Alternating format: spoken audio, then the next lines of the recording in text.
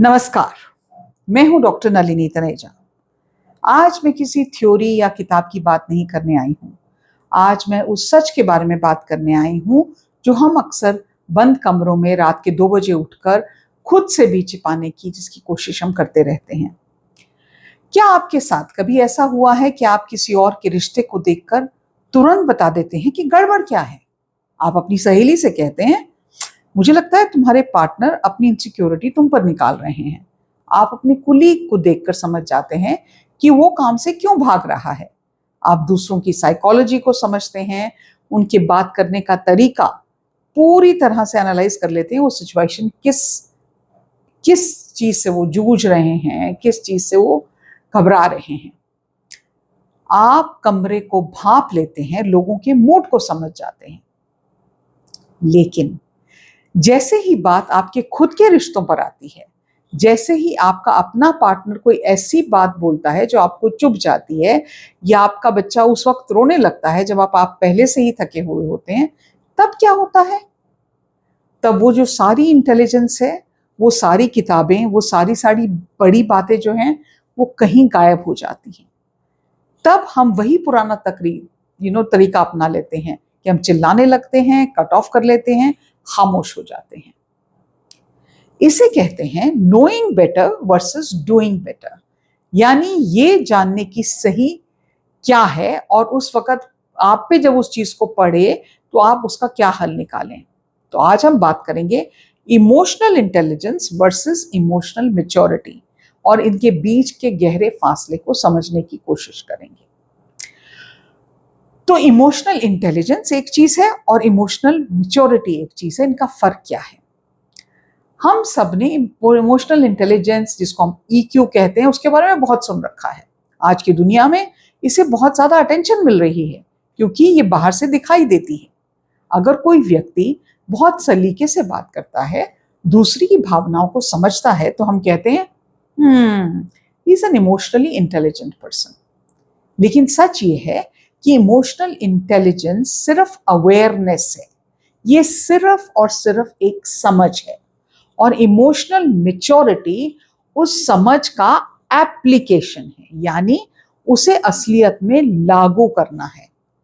Intelligence आपको ये बताती है कि सामने वाला इंसान क्यों चिल्ला रहा है या क्यों चुप है।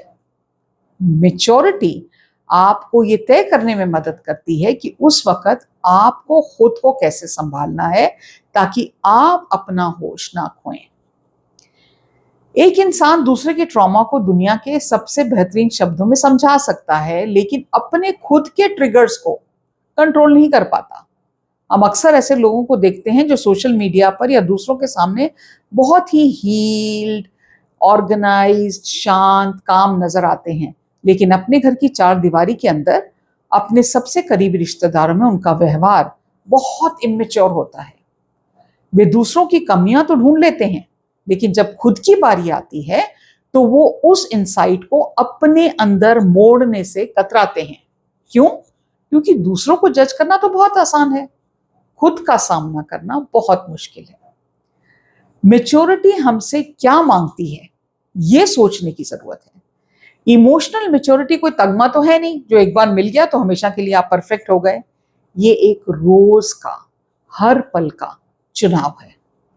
मैच्योरिटी हमसे 4 बेहद कड़े सवाल पूछती है, और मैं चाहती हूं कि आज आप ये सवाल अपने दिल पर हाथ रखकर खुद से पूछें।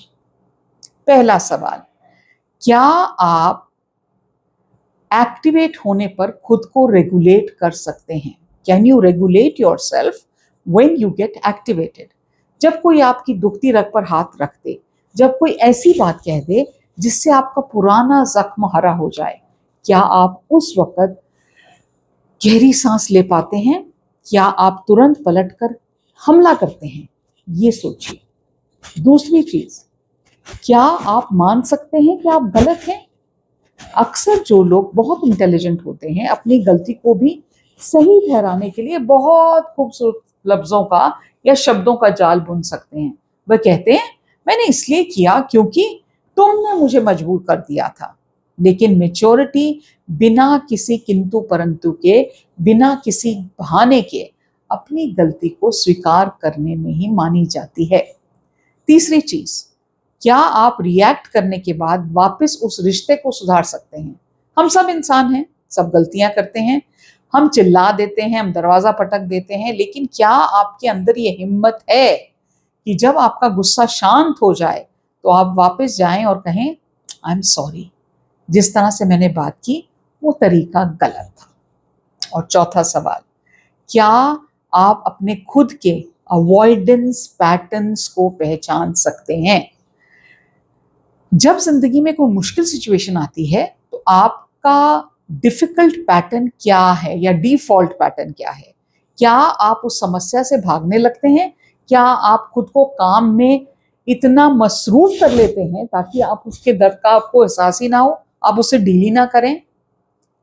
तो आपको ये सोचने की जरूरत है। मैं आपके साथ अपनी एक पर्सनल स्टोरी शेयर करना चाहती हूँ। मैं ये सब बातें किसी ऊंचे आसन पर बैठकर तो कर नहीं रही हूँ। मैं अवॉइडेंस यानी चीजों से भागने और खुद को समेट लेने के पैटर्न को इतनी बारीकी से इसलिए जानती हूँ क्योंकि मैंने इसे जिया है। मैं बहुत कम उम्र में अनाथ हो गई थी। जब आप इतनी कम उम्र में अपने माता पिता को खो देते हैं ना, तो आपका सबकॉन्शियस माइंड एक सर्वाइवल मोड में अपने आप चला जाता है।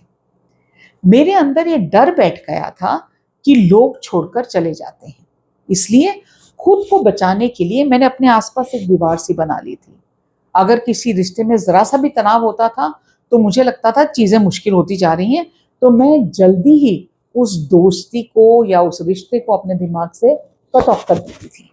मैं लोगों को पास आने नहीं देती थी ताकि मुझे दोबारा उस दर्द से महसूस या गुजरना ना पड़े।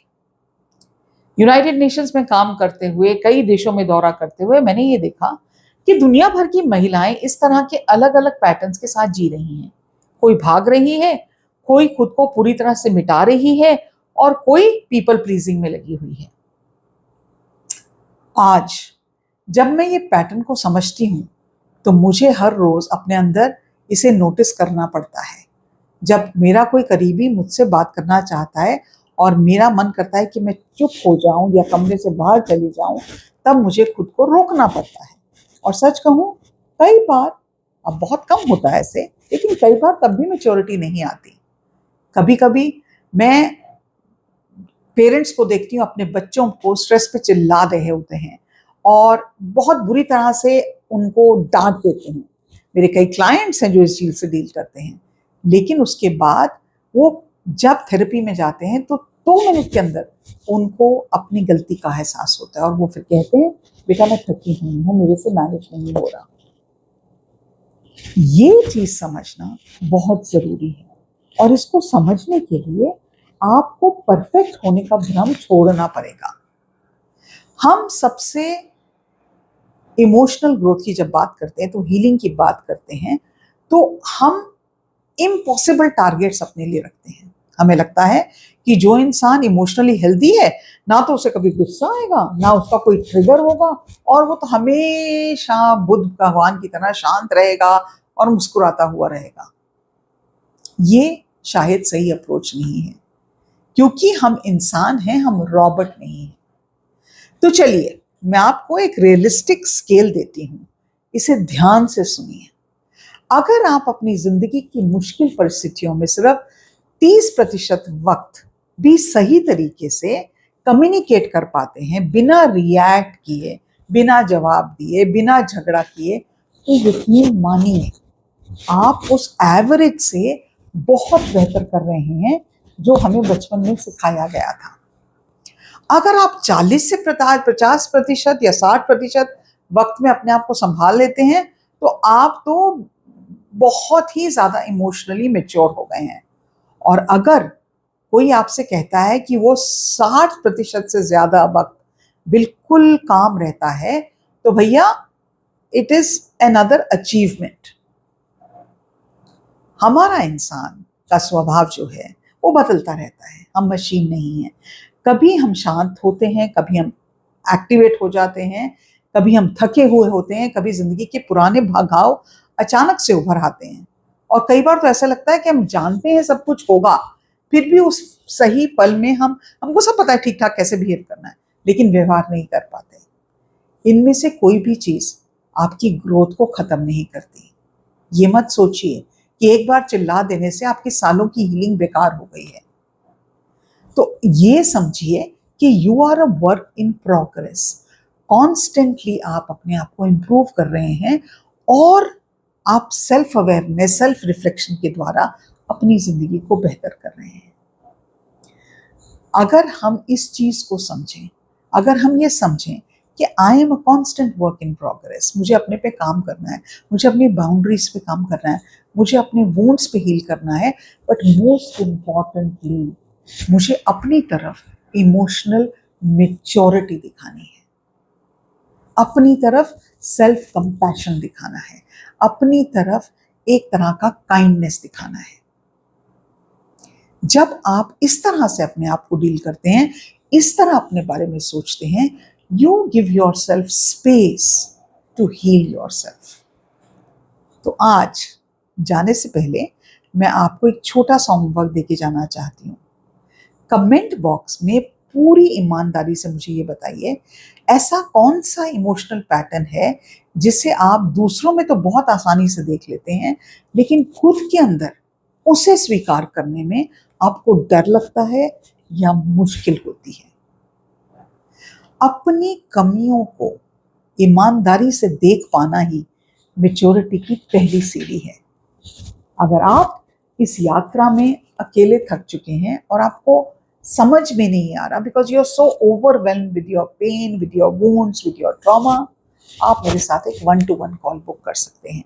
ये पेड 1-to-1 कॉल है। नीचे डिस्क्रिप्शन बॉक्स में जो नंबर दिया गया है उस पर आप व्हाट्सएप मैसेज करके आप ये कॉल मेरे साथ बुक कर सकते हैं। इस वीडियो को उस दोस्त के साथ जरूर शेयर कीजिएगा जो दूसरों को बहुत अच्छी सलाह देता है लेकिन खुद परेशान रहता है। हमारा फर्ज अपना ध्यान तो रखना ही है, शायद हाथ बढ़ा के किसी और का भी ध्यान रखना है जो जिंदगी की थकान से जूझ रहा है। मैं उम्मीद रखती हूँ आपको ये वीडियो अच्छा लगेगा और आप मेरे चैनल को सब्सक्राइब करना नहीं भूलेंगे। चैनल को सब्सक्राइब करिए और अपनी हीलिंग की जर्नी शुरू कीजिए, क्योंकि मैं ऐसे बहुत सारे videos as a counsellor, as a mental health therapist, as a trauma informed coach आपके साथ शेयर करती रहती हूँ। आज के लिए इतना ही। नमस्कार।